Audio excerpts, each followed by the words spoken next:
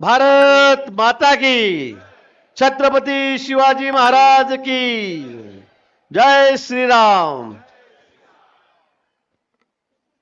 सर्वप्रथम स्वातंत्र्य दिनाच्या आपल्या सर्वांना मनापासून शुभेच्छा देतो। मंचावर बसलेले सर्व मान्यवर, सुधाकर भाऊंनी जी नावं घेतलीत ते सर्वजण आता सुटले असतील तर त्यांना जबाबदारी धरायचं, माझा दोष नाही। कारण अनेक मान्यवर बसलेले आहेत, तोला मोलाचे नेते आहेत, राजकीय सामाजिक क्षेत्रात काम करणारी मंडळी आहे। माझ्या समोर बसलेल्या सर्व बंधू भगिनींनो आणि माझ्या तरुण मित्र, पुन्हा आपल्याला 15 ऑगस्टच्या मनापासून शुभेच्छा देतो। आज जन्माष्टमी आहे, जन्माष्टमी आज ती पण आहे आणि त्या निमित्ताने आपल्या सर्वांना पुन्हा मनापासून शुभेच्छा देतो। अतिशय चांगला मुहूर्त सुधाकर भाऊंनी या ठिकाणी काढलेला आहे। कारण अनेक दिवसापासून ते मला बोलत होते, तारीख द्या तारीख द्या तारीख द्या, पण आज अतिशय चांगल्या दिवशी स्वातंत्र्याचा अमृत महोत्सव आम्ही तो साजरा करतो आहोत। 79 वर्ष त्याच्यामध्ये आपण पदार्पण केलेलं, 78 वर्ष पूर्ण झालेल्या देशाला स्वातंत्र्य मिळून, आणि अशा या दिवशी आमच्या या तरुण मुलांचं, आमच्या कार्यकर्त्यांचं, कार्यकर्तेच म्हणतो मी त्यांना, यांचा सत्कार करण्याची संधी मलाही मिळालेली आहे। वाचनालयाच्या बाबतीमध्ये, माहिती घेतली अभ्यासिकेच्या बाबतीमध्ये, मी पूर्वी बाळासाहेबांची अभ्यासिका बघितलेली होती खूप वर्षापूर्वी। म्हटलं अभ्यासिका प्रकार काय आहे, आणि एकदा बाळासाहेबांनी मला त्याची अभ्यासिका दाखवली आणि मी ठरवलं की माझ्याही मतदारसंघामध्ये अभ्यासिका करावी, पण नंतर मी विसरून गेलो। आणि आज पुन्हा सुधाकर भाऊंकडे आल्यावर असं मी ठरवलंय की आता विसरायचंच नाही, उद्यापासूनच कामाला लागायचं। आम्ही अनेक कामं करतो, अनेक कामं करतो, आमच्याकडे फंड असतो, निधी असतो। मी तर 3 टर्म झाले मंत्री आहे, मला सांगायला हरकत नाही, मी 7 टर्म झाले आमदार आहे। कॉलेज सोडला, मी गावाचा सरपंच झालो। जामनेर खूप सगळ्यात मोठी ग्रामपंचायत होती महाराष्ट्रातली, मी तिथे सरपंच झालो 91-92 मध्ये, वाघांनी सांगितलंय ते। त्यानंतर 95 पासून सतत एकदा दोनदा तीनदा 4 5 6 7 वेळा, 7व्यांदा मी यावेळेला आमदार झालो। 7व्यांदा आमदार झालो। माझी बायको, सुधाकर भाऊ तुम्ही सांगितलं वहिनीबद्दल, माझी बायको पण 7 वेळा निवडून आलेली आहे। ती माझ्या 2 वर्ष आधी 90-91 मध्ये ती अगदी थोडंसं वय अगदी मिळतं होतं, 4-8 दिवस पुढे मागे, त्याच्यामध्ये तिला तिकीट देता आलं। त्यावेळेला सर्वात तरुण होती ती, आणि तिला मग तिकीट दिल्यावर ती पहिल्यांदा जिल्हा परिषद सदस्य झाली, दुसऱ्यांदाही झाली, तिसऱ्यांदा झाली, आणि नंतर आमची नगरपालिका झाली। आता 15 वर्षापासून ती त्या ठिकाणी नगराध्यक्ष पण आहे। आम्ही दोघं जण राजकारणामध्ये आहोत, दोन्ही जण काम करतो, 2 मुली आहेत, लग्न झाले आहेत, त्यांचा काही राजकारणाशी संबंध नाही, पण आम्ही दोन्ही जण राजकारण त्याबरोबर समाजकारणी त्या ठिकाणी करतो, लोकांची सेवाही करतो। आरोग्याच्या बाबतीत त्या ठिकाणी सांगितलं गेलं त्याप्रमाणे खूप मोठं काम आरोग्य क्षेत्रामध्ये आमचं आहे। आतापर्यंत मी हजारात नाही लाखो लोकांवर शस्त्रक्रिया केल्या असतील, मी डॉक्टर नाही केल्या असतील, म्हणजे त्यांना शहरामध्ये नेऊन, मोठ्या हॉस्पिटलमध्ये नेऊन, मुंबईला पुण्याला ते म्हणतील त्या हॉस्पिटलला, ब्रिज कांडी असेल, बॉम्बे हॉस्पिटल असेल, लीलावती असेल, कुठलंही हॉस्पिटल तुम्ही सांगा, जसलोक सांगा, सर्वात मोठे लोक ज्या ठिकाणी उपचार करतात अशा ठिकाणी त्या गरीब माणसाला ज्या खिशामध्ये 1000-2000 रुपये नाही, त्याचं 10 लाख 5 लाख 20 लाख 25 लाख रुपयाचं ऑपरेशन करून त्याला घरापर्यंत सोडून देण्याची जबाबदारी मी स्वीकारलेली आहे। नुसत्या मतदारसंघात नाही तर जिल्ह्यामध्ये, महाराष्ट्रामध्ये आमचं काम त्या ठिकाणी चाललेलं आहे। 30-35 कार्यकर्त्याची टीम त्या ठिकाणी आहे, ॲम्ब्युलन्स आहेत, गाड्या आहेत, 300-400 लोकांची राहण्याची व्यवस्था आहे, जेवणा खावण्याची व्यवस्था आहे, नाश्त्याची व्यवस्था आहे, सगळ्या व्यवस्था आम्ही करतो, आणि मोफत इलाज त्याच्यावर आम्ही त्या ठिकाणी करतो। सरकारचंही मोठं त्याच्या मागे पाठबळ आहे, देवेंद्रजींची योजना आहे, पंतप्रधानांची योजना आहे, CSR मधून मी पैसे घेतो। अनेक उद्योगपती आमच्या अंबानीपासून परिचयाचे आहेत, त्यांचा मोठा आधार आम्हाला त्या ठिकाणी एका शब्दावर तो त्या ठिकाणी देत असतात, आणि अशा पद्धतीने मी गरिबांची सेवा त्या ठिकाणी करत असतो। पण धरणं बांधलीत, पूल बांधलेत, रस्ते बांधलेत, हे आमचं कामच आहे, सरकारी फंडातून हे काम करणं आमचं कामच आहे। परंतु खरं काम मला आज पटलंय की अभ्यासिका उभं करून या ठिकाणी सर्वसामान्य कुटुंबातले, गरीब कुटुंबातले, मी या ठिकाणी विचारलं फी किती आहे, किती सांगितली? 3 रुपये रोज, 6 महिन्याला 1000 रुपये, तर काय बोलावं या बाबतीमध्ये मी? म्हणजे इतक्या अल्प दरामध्ये या विद्यार्थ्यांना अतिशय अद्यावत अशी व्यवस्था निर्माण करायची, तयार करायची, त्यांना इथे त्यांचा अभ्यास करू द्यायचा एवढ्या मोठ्या शहरामध्ये, आणि त्यातून असे अधिकारी म्हणजे मला कामं केल्याचा आनंद आहेच, पण त्याहीपेक्षा जास्त आनंद मला झाला की सुधाकर भाऊंनी 122 मुलांना क्लास 1 अधिकारी, क्लास 2 अधिकारी या ठिकाणी केलं. ही छोटी गोष्ट नाहीये, हा विषय छोटा नाहीये. आपल्याला दिसायला छोटा वाटेल, वाचनालय चालवतात, क्लास 1 अधिकारी होतात, क्लास 2 होतात, नोकरी लागते, पण आज नोकरी मिळणं किती कठीण आहे याची आपल्याला कल्पना आहे. खूप कठीण आहे. आमच्याकडे इंजिनियर असतील, MBA असतील, ग्रॅज्युएट असतील, MSc आहे, MCOM आहे, MA आहेत, BEd आहे, DED सगळे विद्यार्थी येतात. शिपायाची जर नोकरी द्या, शिपाई तरी करा कुठेतरी. म्हणजे पोस्ट ग्रॅज्युएट झाला, इंजिनियर झालेला मुलगा ज्यावेळेला म्हणतो की भाऊ शिपाईची जागा निघाली आहे, काही करा माझ्यासाठी, मी इंजिनियर आहे, मी पोस्ट ग्रॅज्युएट आहे, वाईट वाटतं. नाही देऊ शकत आम्ही. तिथेही 10 शिपाईच्या जागा निघाल्या तर 5,000 10,000 विद्यार्थी इंटरव्ह्यू द्यायला येतात. 10वी 12वीची अट असते आणि पोस्ट ग्रॅज्युएट, इंजिनियर, MBA झालेले विद्यार्थी त्या ठिकाणी परीक्षा द्यायला येतात. काय 10वी 12वी झाले तर निभाव लागणार आहे. पण अशा पद्धतीने नोकऱ्यांसाठी चढावर त्या ठिकाणी लागलेली. नोकरी मिळत नाही म्हणून छोकरी मिळत नाही, हा मोठा प्रॉब्लेम आहे. आता मी आमच्या मुलींना बघतोय इथे, त्या बघतायत, शोधतायत. हे वधूवर मेळावा केंद्र सुद्धा चांगलं होऊ शकेल आपलं. हा घेतलं ना? नाही, या पास झालेल्या मुलांना सुद्धा इथे उभं करायलाच पाहिजे आपल्याकडे. योग्य वर, योग्य वधू. गमतीचा भाग जरी सोडला तरी पण मला असं वाटतं की हे काम खूप मोठं आहे. आमच्या इतर कामापेक्षा हे काम खूप मोठं आहे. आज ही सर्वसामान्य कुटुंबातली, मध्यमवर्गीय, गरीब घरातली मुलं ज्या वेळेला क्लास 1 अधिकारी होत आहेत, क्लास 2 अधिकारी होत आहेत, नोकरी त्यांना मिळते कॉम्पिटिटिव्ह एक्झामच्या माध्यमातून, स्पर्धात्मक परीक्षेच्या माध्यमातून, स्पर्धा परीक्षेच्या माध्यमातून, मला वाटतं हा सर्वात आनंद असेल. मला वाटतं सुधाकर भाऊ, तुम्हाला हा जो आनंद होता की 122 मुलं माझ्या वाचनालयातले, अभ्यासिकेतले या ठिकाणी अधिकारी झालेत, त्यांना ऑर्डर मिळाली, ते जॉईंट झालेत, वेगवेगळ्या ठिकाणी, कोणी कलेक्टर ऑफिसमध्ये झालं, कोणी जिल्हा परिषदमध्ये झालं, कोणी आमच्या खात्यामध्ये जलसंपदामध्ये झालं, वेगवेगळ्या खात्यात झालेत. पण मला असं वाटतं की त्यांना जेवढा आनंद आहे तेवढा तुम्हालाही या ठिकाणी असेल. तो असायलाच पाहिजे, मला वाटतं तो असायलाच पाहिजे. कारण यांच्या जीवनामध्ये आता आपण नेहमीसाठी आनंद काढलेला आहे, नेहमीसाठी. माझ्या आपल्याला शुभेच्छा आहेत या निमित्ताने, मनापासून शुभेच्छा आहेत. अतिशय कठोर परिस्थितीमध्ये आपण परिश्रम केलेत, अभ्यास केला आणि त्यातून आपण मोठे झालेला आहात.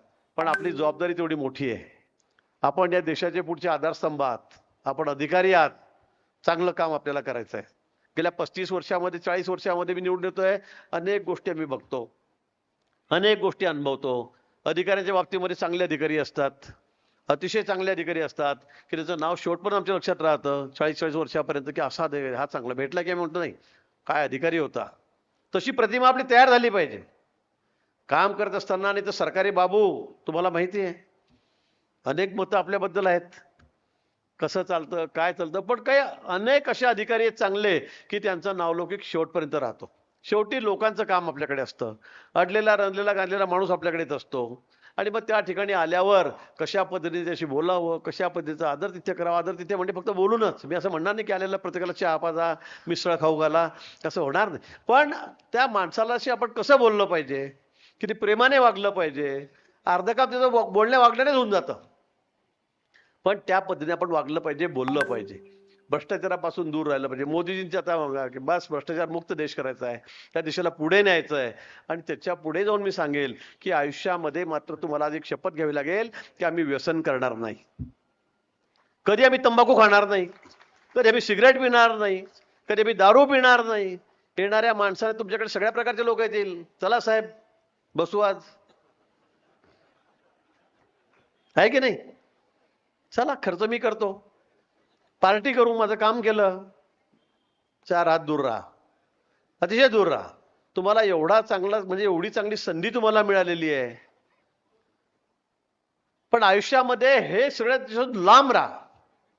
हे तुम्ही जर केलं तर पुढचं अजून अर्ध तुम्ही जिंकलं. आज जी परीक्षा जिंकली आहेत हे अर्ध यश आहे. पुढे जर आयुष्यामध्ये तुम्ही नशापाणी केलं नाही, व्यसन केलं नाही, तर मला वाटतं तुम्ही सगळं जिंकलेलं असेल.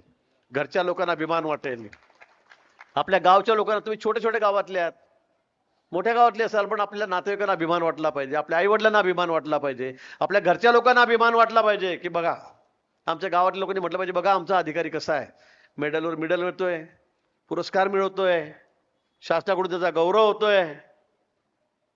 हे लोकांना वाटलं पाहिजे, घरच्या लोकांना वाटलं पाहिजे. अन्यथा मग काय बाकी ठिकाणी तर मग सगळं आलबेल असतं. साहेब कुठे गेलेत बसले तिकडे, साहेब कुठे गेले बसलेत तिकडे. अनेक लोक मग अँटी करप्शन मध्ये पकडले जातात. सगळ्या गोष्टीपासून सावध राहा. खूप कष्ट करून आपल्याला आपण इथपर्यंत पोहोचलेला आहात. सोपी गोष्ट नाहीये, साधी गोष्ट नाहीये. इथं आजकाल अनेक अधिकारी मी बघतो अँटी करप्शन मध्ये पकडले जातात, ट्रॅप होत आहेत. 1000 घेताना, 10,000 घेताना, लाख रुपये घेताना, त्याच्या कॅटेगरी प्रमाणे क्लास 1 असेल तर 2 लाख 5 लाख घेताना. मला वाटतं या गोष्टीपासून आपण वाचलं पाहिजे. एकदा तो नावावर आपल्या शिक्का लागला तर तो आयुष्यभर जात नाही. तसं लक्ष्मणजींनी सांगितलं की आता भाऊंनी सांगितलं की आम्ही तर आमच्या तर परीक्षा दर 5 वर्षांनी होतात. आम्ही मंत्री जरी असलो तरी आमच्या परीक्षा 5 वर्षांनी. तुम्ही एकदा आता परीक्षा जिंकली, तुम्ही त्यात विनर झालात, तुम्ही त्यात पास झालात, आता तुमचं रिटायरमेंट पर्यंत 58-60 वर्ष होईपर्यंत तुम्हाला आता त्या ठिकाणी काम करायचं आहे. आमच्यासारखी परत परत परीक्षा द्यायची नाहीये. पुढे फार प्रमोशन करायचं तुम्ही करू शकतात, अजून UPSC करू शकतात, ते क्रॅक करू शकतात. तुम्ही जेवढी मेहनत घ्याल तेवढे त्या ठिकाणी पुढे जाल. पण या ठिकाणी मी निश्चित तुम्हाला सांगेल की या सगळ्या गोष्टीपासून दूर ज्याच्यामुळे आपलं स्वतःचं करिअर बर्बाद होईल, कुठेतरी आपल्याला दाग लागेल, असं काम आयुष्यामध्ये कधी करू नका. आज मला खरं अतिशय आनंद होतोय की चांगल्या कार्यक्रमाला या ठिकाणी उपस्थित राहता आलं. अतिशय चांगल्या कार्यक्रम. या ठिकाणी अनेक गोष्टींचा उल्लेख त्या ठिकाणी झाला. तुम्ही कुंभमेळ्याचा उल्लेख केला. संकटमोचक म्हणून माझा त्या ठिकाणी वारंवार त्या ठिकाणी उल्लेख होतोय. सगळे बोर्ड बॅनर लागतायत. कुंभमेळा आपल्यासाठी आव्हानच आहे, मोठं आव्हान आहे, हे छोटं नाहीये. या वेळेला मी सांगेल प्रयागराजला जेवढी गर्दी बघितली त्यामुळे गेल्या वेळीपेक्षा 3 पट 4 पट गर्दी जास्त नाशिकच्या कुंभमेळ्यामध्ये राहणार आहे. या ठिकाणी राहणार लोकांचा ओढा इतका तर वाढलेला धार्मिक कार्यक्रमांकडे, धार्मिकतेकडे, की 3 पट 4 पट गर्दी मागच्या वेळेपेक्षा यावेळेला आपल्याकडे जास्त राहणार आहे. आणि म्हणून नाशिककरांची जबाबदारी, कारण आपण घोस्ट आहोत, आपल्या घरी पाहुणे येणार आहेत, आपल्याला त्यांचा पाहुणचार करायचा आहे. आणि म्हणून आपली जबाबदारी अतिशय मोठी आहे. तरुण कार्यकर्ते विशेष करून त्यांची जबाबदारी मोठी आहे. आणि त्यासाठी आपण सगळ्या जबाबदाऱ्या पार पाडायला आता सज्ज राहिलं पाहिजे. आणि आता आपल्याकडे रामकुंड छोटा आहे, त्र्यंबकेश्वरची जागा आहे, तो कुंड सुद्धा त्या ठिकाणी अतिशय छोटा आहे. त्यामुळे कुशावर्त, त्यामुळे तिथे इतक्या लोकांचं स्नान करवणं ही सर्कस आहे मोठी, छोटं काम नाहीये. गेल्या वेळी मी सांगितलं तुम्ही, मी 30-40 तास पाण्यामध्ये उड्या मारत उभा राहून नदीत पोहत सगळ्या लोकांची मदत करत होतो, काढत होतो की माझे सगळे हातपाय असे थिजून गेले होते. 2-2 दिवस मी पाण्यातून बाहेरच निघालो नाही, पुरातून, नदीतून, कुशावर्त मधून. असं वाटत होतं केव्हा काय स्टॅम्पेड होईल, केव्हा कुठेतरी लोटालाटी होईल. कारण मागचे अनुभव तसेच होते. 30 लोक मेलेत, 35 लोक मेलेत. आता तर इकडे प्रयागराजला गेलेत, मागच्या उज्जैनला गेले, अलाहाबादला गेलेत. या सगळ्या गर्दीतून आम्हाला या भाविकांना वाचवायचं आहे. आणि म्हणून आपलं सहकार्य, लोकसहभाग यासाठी अतिशय महत्वाचं आहे, अतिशय महत्वाचं आहे. आणि म्हणून मी आपल्याला विनंती करणार आहे की आपण सगळ्यांनी आता या कुंभमेळ्यासाठी सज्ज व्हायचं आहे. सुधाकर भाऊ थोड्या दिवसापूर्वीच आमच्याकडे आलेत, त्यांनी प्रवेश केला. त्यांना असं वाटतं की आमचा मान सन्मान ठेवला जाईल की नाही अशी शंका त्यांना होती, कारण ते नवीन आहेत. आमच्याकडे जुने सगळे तोलामोलाचे कार्यकर्ते नेतेमंडळी बसलेली आहे. पण भारतीय जनता पक्ष असा आहे की तो काम करणाऱ्या माणसाची कदर करतो. मी तुम्हाला सांगतो, काम करणाऱ्या माणसाची कदर करणारा पक्ष आहे. आमच्याकडे नवा जुना हा भेद नाहीच आहे, आमच्याकडे भेद नाहीच आहे. तुम्ही पाहिलं असेल राहुल डिकले पण आमच्याकडे आला, दुसऱ्या पक्षातून प्रवेश केला. त्यांचे वडील दुसऱ्या पक्षामध्ये होते, मनसेमध्ये होते, मला वाटतं ना, मनसेमध्ये होते, शिवसेनेत होते, मनसेत होते. आमच्याकडे आला, झाला जुना. मला वाटतं आपण चांगलं काम करा, राजकारणामध्ये राहून सुद्धा चांगलं काम करता. राजकारणामध्ये लोकांची बघण्याची जी दृष्टी आहे ना, ती काही फार इतकी चांगली नाहीये. आपणही रोज बघतात. आणि म्हणून राजकारणात नुसतं राजकारणच नाही की मला काय मिळालं, खुर्च्या मिळाल्या, निधी आला, फंड आला, झालं, पोलीसवाले सॅल्यूट मारतायत, आम्ही लाल देवाच्या गाडीमध्ये बसलो, झालं, आमचं जोरात चाललेलं आहे. असं नाहीये. आपण जमिनीवर राहिलं पाहिजे. माणूस एकदा निवडून येतो, दुसऱ्यांदा निवडून येणं खूप कठीण आहे. 2दा आला, तिसऱ्यांदा निवडणं खूप कठीण आहे. आणि मग तिसऱ्यांदा, चौथ्यांदा, पाचव्यांदा, सहाव्यांदा, सातव्यांदा मी भाजपात सगळ्यात सिनियर माणूस आहे, सगळ्यात सिनियर मी भाजपामध्ये, विधानसभेमध्ये, आमच्या एवढ्या लोकांमध्ये सगळ्यात जास्त वेळा निवडून आलेला माणूस आहे मी. पण तुम्ही जर जमिनीवर राहिलात, सर्वसामान्य लोकांच्या बरोबर राहिलात, त्याच्या सुखदुःखाचे भागीदार राहिलात, अर्ध्या रात्री वेळ पडेल तेव्हा तुम्ही त्याच्या संकट काळात धावून गेलात, तरच तुम्हाला इतक्या वेळा नशिबात असतं निवडून येणं. अन्यथा हे सोपं नाहीये. मी एका शाळा शिक्षकाचा मुलगा, मास्तर होते माझे वडील झडपीच्या शाळेमध्ये, काही नव्हतं. एकदा संधी मिळाली मला, मी पण असाच कार्यकर्ता होतो. गणपती बसव, देवी बसव, दहीहंडी फोड, 12 गाड्या ओढ, असं चालायचं आपलं. चांगला खेळाडू होतो, संघाचा स्वयंसेवक होतो लहानपणापासून, कळतं तेव्हापासून. नंतर एबीव्हीपीत गेलो, नंतर भाजपमध्ये आलो विद्यार्थी परिषद गेल्यावर. सुरुवातीपासून एकाच पक्षामध्ये जोडलेलो आहे, एकाच पक्षामध्ये मी राहिलो. पण सतत 7 वेळा त्यानंतर निवडून येणं हे सोपं नाही. त्यासाठी खूप मोठं योगदान द्यावं लागतं, खूप कामं करावे लागतात. आपण या ठिकाणी बसलेले अनेक मान्यवर आहेत, किती वेळा नगरसेवक झालेत, सगळे जण आहेत तिथे बसलेले, अनेक जण आहेत. सुधाकर भाऊंचे रेकॉर्ड आहे, किती वेळा झालेत, वहिनी किती वेळा निवडून आल्यात. हे काही सोपं नाहीये. आपण राजकारणाबरोबर समाजकारणही करावं लागतं, लोकांची सेवा करावी लागते, त्याच्या मदतीला जाऊन जावं लागतं. अन्यथा आजकाल तर लोक म्हणतात, एकदा पाहत नाही का आमच्याकडे, जाय मग तिकडे दुसऱ्या इलेक्शन होय घरी, जा घरी दुसऱ्या इलेक्शनला. कोणी तुम्हाला उभं करत नाही.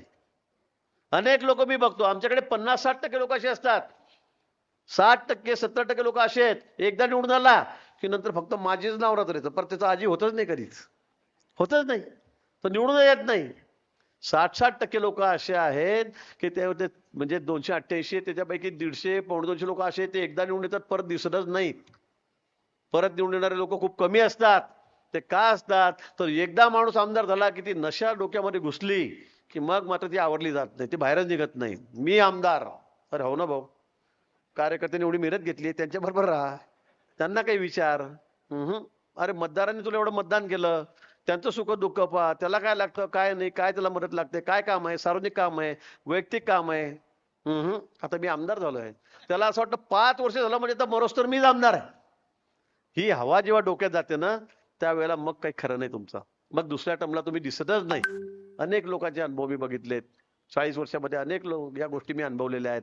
आणि म्हणून मला वाटतं की या ठिकाणी सुधाकर भाऊ सारखे कार्यकर्ते आहेत, आमचे बसले अनेक कार्यकर्ते आहेत, माझ्या अगदी सुरुवातीपासून 40 वर्षापासून माझ्यासोबत सावजी आहेत, बाळासाहेब या ठिकाणी आहेत, अजून जुनं कोण या ठिकाणी साने गुरुजी आमच्या या ठिकाणी बसलेले आहेत, कैलास आहेत, तिकडचे बाळासाहेब आहेत, हे सगळी जुनी मंडळी आहे. जगन अण्णा या ठिकाणी आहेत, सगळे आहेत, अनिल तिकडे आहे, म्हणजे हे सगळे जुने लोक या ठिकाणी आहेत. मी जेव्हापासून पार्टीत आहे तेव्हापासून अनेक लोक असे की त्यांना पदच मिळाले नाही. लक्ष्मण सावजी कधीच म्हणतो मला आमदार करा म्हणून. बाळासाहेब साने नाही वाटतं, पण नाही होत. पण पक्ष म्हणजे पक्ष, आयडिओलॉजी आम्ही एकदा स्वीकारली ना, आम्ही त्याच मार्गाने जाऊ. आम्ही कधी डगमगलो नाही. असे अनेक लोक आहेत भारतीय जनता पक्षामध्ये. या पक्षात लाखो लोक असे आहेत, कोटी लोक असे आहेत की त्यांना काहीच मिळत नाही, फक्त पक्ष. ते ध्येय आमच्या पक्षाचं काय, आयडिओलॉजी आमची, बस ती स्वीकारायची आम्हाला, आणि त्या आयडिओलॉजीवर आम्ही चालतोय. मग अटलजी आले की अटलजी जिंदाबाद, मोदी आले की मोदीजी, आडवाणी आले की आडवाणीजी, देवेंद्रजी आले की देवेंद्रजी, मुंडेजी आले की मुंडेजी. मी अनेक वर्षापासून बघतोय, 40 वर्षापासून, 45 वर्षापासून, जेव्हापासून मी या पक्षामध्ये कामाला लागलोय, त्याच्या आधीपासून संघाचा स्वयंसेवक होतो, की तेच लोक आता ते 80 वर्षाचे झाले, 85, तरी पण निवडणूक आली की झेंडा घेऊन कुठं राहतो बाबा, हळूहळू हळू. नाही नाही, आपला पक्ष आहे, आपला नेता आहे, छोटी गोष्ट नाहीये. काही तुम्हाला मिळत नाही, काही तुम्हाला लाभ लोभ नाहीये, पण निवडणुका आले की माझ्या पक्षासाठी मी झेंडा घेऊन कुठणार, प्रचार करणार, पुढे जाणार, त्याला निवडून येणार. पण निवडून आल्यावर आमची जबाबदारी आहे, त्या कार्यकर्त्यांकडे आम्ही पाठ फिरवता कामा नये. आम्ही त्याला त्याच्या सुखादुखात सहभागी झालो पाहिजे, त्याला मदत केली पाहिजे, त्याचंही काय चाललं काय नाही बाबा हे विचारलं पाहिजे, तेव्हाच आम्ही दुसऱ्यांना निवडून येऊ. आणि म्हणून मला वाटतं की असे सुधाकर भाऊंसारखे कार्यकर्ते या ठिकाणी आहेत की इतक्या वेळा या ठिकाणी निवडून येत आहेत. ते आतापर्यंत पक्षात दुसरे होते, अनेक टीका टिप्पण्याही झाल्या, होत असतं, चालले असतात काही गोष्टी, अजाणतेपणे होऊन जातात. पण आम्ही पण कार्यकर्ते ओळखतो, आम्हालाही जाण आहे, आम्हाला सुद्धा जाण आहे, कोणाला घ्यावं कोणाला नाही. आणि यावेळेला तर आम्ही सांगितलं की अबकी बार सो पार. मागच्या वेळेला 67 नगरसेवक आम्ही निवडून आणलेत भाजपचे, त्यावेळेला महायुती आहे आमची, आम्ही युतीत लढण्याचाच प्रयत्न करणार आहोत, युतीचा लढणार आहोत. पण आम्ही युतीत असो नसो, मला युती करायचीच आहे, करूच. युती झाल्यावरही 100 पारच, नाही झाली तरी 100 पार. एकही आकडा आपला कमी होता कामा नये. महायुतीचा ज्या ठिकाणी महापौर होणार तो आम्ही निवडून आणणार आणि या नाशिक शहराचा कायापालट करणार. कुंभमेळ्याच्या निमित्ताने आता हजारो कोटी रुपये निधी आम्ही या ठिकाणी आणलाय. हजारो कोटी रुपयाचे टेंडर निघतायत. नाशिक शहराचा चेहरामोहरा बदलायचा आहे. रिंग रोड आम्ही करतोय. एकदा जर आपला रिंग रोड झाला या 2 वर्षामध्ये तर नाशिक शहर अतिशय वेगाने झपाट्याने पुढे जाणार आहे. अनेक गोष्टी मला सांगता येतील. उशीर खूप झालाय. खरं म्हणजे तुमची माफी कोणत्या शब्दामध्ये मागावी हेच मला कळत नाहीये. इतका उशीर झालेला आहे. सकाळी आम्ही टाइम टेबल काय ठरवलं आणि कुठल्या कुठे गाडी चालली आमची, कुठल्या कुठे चाललेलं आहे. जिथे अर्धा तास ठरवला तिथे 1.5 तास लागतोय. 1.5 तास झाला की कार्यकर्ते आले, तिथे 50-100 लोक जमले. भाऊ त्याच्याकडे चला, भाऊ तिकडे सप्त्या चाललाय तिकडे चला, तिकडे शिवपुराण चाललंय तिकडे चला. म्हणजे जो येतो तो गाडीच्या पुढे आडवा बरोबर इकडे इकडे फाको इकडे फाको असं आमचं काम चाललंय. कारण आम्ही मंत्री जनतेतले आहोत. आमचं असं डिसिप्लिन काम फार नाहीये किंवा नाही ठरलेला कार्यक्रम चल बाजूला हो असं करताच येत नाही. आणि आता तर निवडणूक आहे. तू जे म्हणशील ते बाबा चालव तुझ्या मला जावंच लागतंय. आणि म्हणून इथे यायला मला खूप उशीर झाला. त्याबद्दल पुन्हा दिलगिरी व्यक्त करतो, माफीच मागतो आपली. पण आजचा कार्यक्रम माझ्यासाठी अतिशय महत्वाचा आहे.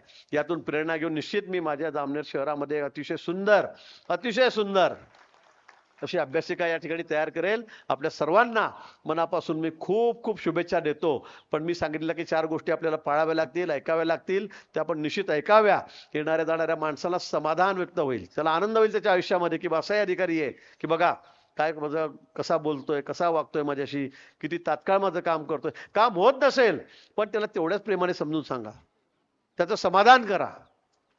आज जेवढा समाधान आनंद तुमच्या जीवनामध्ये आहे तेवढाच त्यालाही त्यावेळेला त्या ठिकाणी होतो.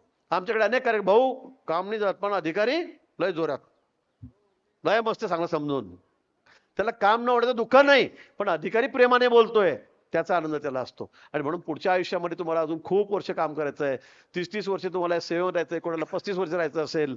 त्या पद्धतीने आपण सर्वांनी काम करावं एवढंच आव्हान मी आपल्याला प्रसंगी करतो. पुन्हा आपल्याला मनापासून खूप खूप शुभेच्छा देतो. स्वातंत्र्य दिनाच्या आपल्या सर्वांना खूप मनापासून शुभेच्छा देतो. आता यानंतर आपण यांचा सगळ्यांचा सत्कार करू, कारण त्यांना मंत्र्याच्या हातून अवॉर्ड मिळणं हा एक आनंदाचा क्षण आहे. त्यामुळे आपण तो कार्यक्रम करू, नंतर कार्यक्रम संपेल. पुन्हा आपल्या सर्वांना मनापासून खूप खूप शुभेच्छा. धन्यवाद. जय हिंद, जय महाराष्ट्र.